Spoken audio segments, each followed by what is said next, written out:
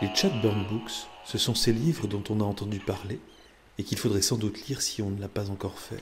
Ces livres qui nous sont transmis par toute notre culture, par toutes les cultures.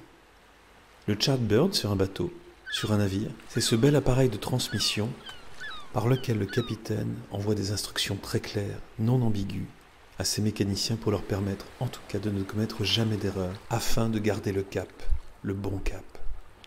Les livres de Chatburn, ce sont toujours ces livres qui sont présents à nos côtés. C'est notre patrimoine littéraire, celui qui nous permet de savoir où l'on va en sachant d'où l'on vient. À quoi sert un artiste ? C'est le Chatburn Book d'aujourd'hui. C'est un texte qui a été écrit par le poète Yvon Lemaine au moment de la grande grève des intermittents du spectacle à l'été 2003. Il a été lu par différents artistes dans de nombreux festivals. Le Festival interceltique de Lorient, les Vieilles Charrues de Carhaix, le Festival Off d'Avignon. Il fut contresigné par des écrivains comme François Bon, des chanteurs comme les Trianes, des musiciens comme Dan Arbraz, des conteurs comme Patrick Even. Il nous est lu aujourd'hui par Isabelle Giordano.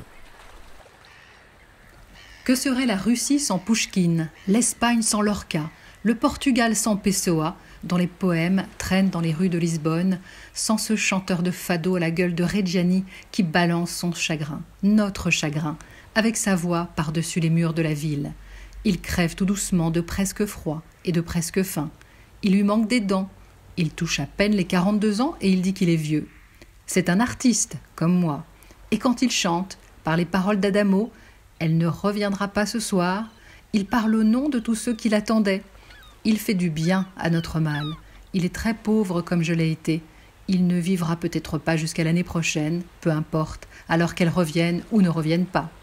C'est un artiste, comme moi. Ce chanteur est mon frère, et quand il chante, il est le frère de nos frères.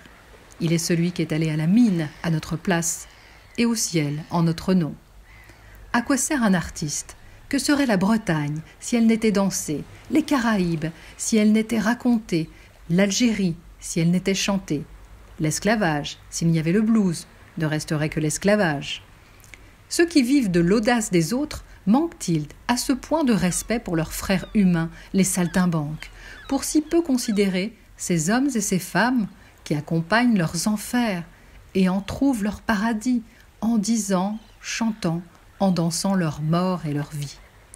À quoi servent les artistes dans ce monde qui préfère les chiffres aux lettres et dont la folie des chiffres menace de nous faire chavirer dans le chaos ?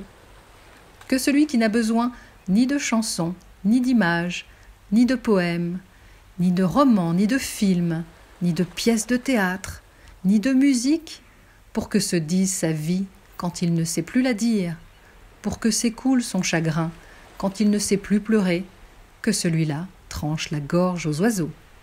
Que celui qui n'a pas besoin d'artiste retienne ses larmes à jamais et brise par avance ses éclats de rire.